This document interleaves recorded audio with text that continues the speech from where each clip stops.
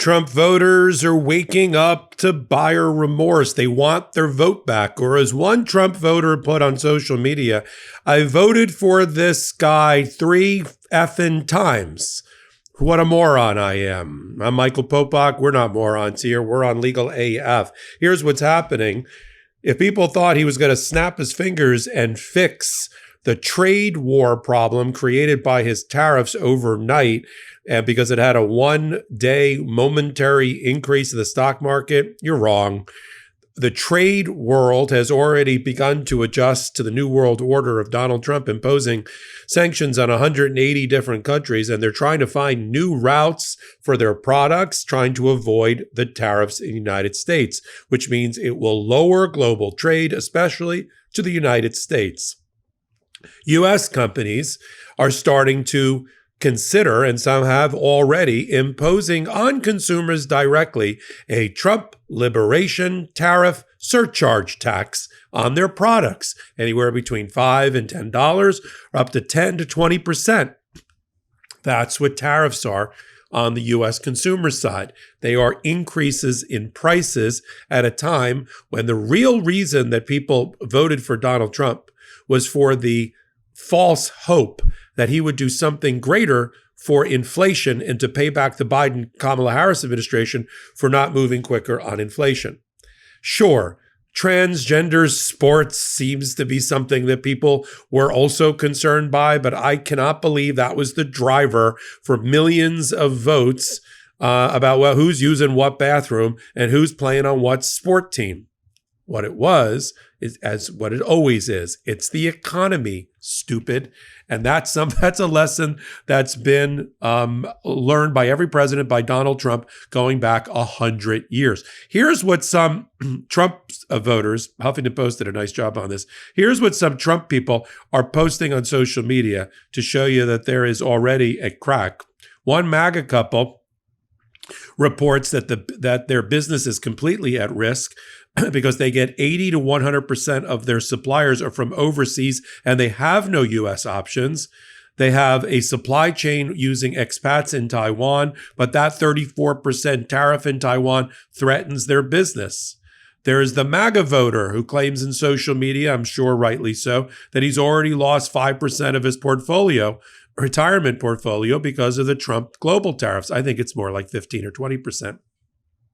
Then there's the Trump supporter who says, I didn't vote for a global trade war. This is how he starts it. It's no secret I voted for Trump, but I didn't vote for a global trade war. You better fix this strife immediately if Republicans want a chance to keep the House or the Senate. There we go. The midterms elections right around the corner. 71 million Americans have a 401k. We are the world's largest consumers, he continues. Our trade deficits could have been ironed out with a phone call. I believe this is a huge miscalculation.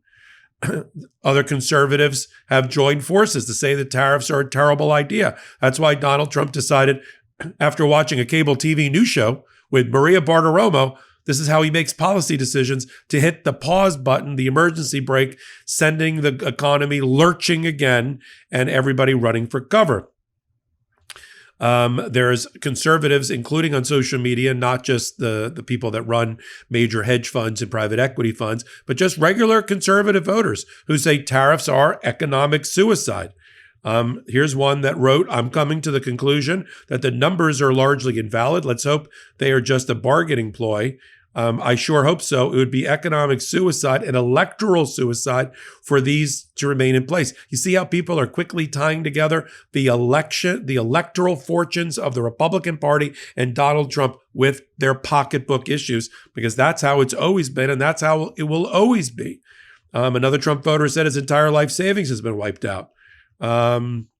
This is one of my favorites. One Trump voter said Trump shouldn't have done anything at all with the economy. It was already moving in the right direction. Finally, a Trump voter, the scales have dropped from his eyes and recognizing that Donald Trump inherited a booming bull market economy by Joe Biden. Stock market up, 401k up, dollar strong, jobs created.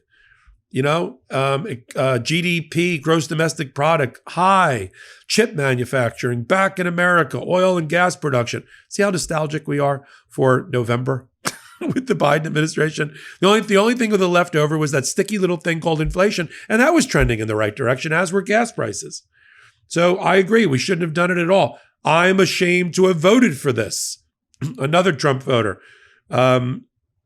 Here's one. This might have been my favorite headline, and I'm going to read this one in particular. I will never forgive myself for voting for Trump 3 effing times, and he spells it out. Andy Ostroy says, gonna be a bloodbath on Wall Street. Investors will lose billions. Retirement accounts will be further slammed. Inflation will keep rising. Companies will lay off millions. Unemployment will spike. GDP will drop. Recession's coming. He's destroyed the best economy in decades. And he didn't fix it by hitting the brake after a couple of days. All he showed was his erratic nature and behavior, which gives rise to a lack of confidence in global trade and economy, and will come back. They've already made the adjustments. They have already decided that he's a criminally insane, demented madman who has no proper control over the economy or any kind of a logical basis for his decision-making, and they are acting in kind around the world. Now, apparently this was all in order to punish China. We're trying to take over Panama in order to punish China. We're tripling the taxes to 200% and 300% on China, because our head of the CIA believes that's good economic policy because he's so worried about China. An economic trade war with China is the thing that's not going to bring them to their knees. What, the 4 billion Chinese and their economy supported by the government? This is not going to bring China to their knees. It is just going to backfire. And this is we're playing Russian roulette with 4 bullets in the chamber against the Chinese. It's a mistake. And now it's left to the Treasury Secretary, Scott Bessent, who was not in favor of the tariffs. He now has the unenviable position of negotiating resolutions with countries that he did, on a trade war he didn't even start. And we're going to continue to follow it right here on Legal AF at the intersection of law, politics, and the economy. I use my Wall Street background as well to kind of give you a breakdown of where we are at. And we're speaking truth to each other first, because that's how we have to do it before we speak truth to power. And I'm going to continue to do it here on Legal AF, the YouTube channel, on Legal AF, the podcast.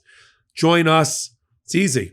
This is your badge of honor. Boom, hit the subscribe button. So until my next reporting, I'm Michael Popak. In collaboration with the Midas Touch Network, we just launched the Legal AF YouTube channel. Help us build this pro-democracy channel where I'll be curating the top stories at the intersection of law and politics. Go to YouTube now and free subscribe at Legal AF MTN. That's at Legal AF MTN.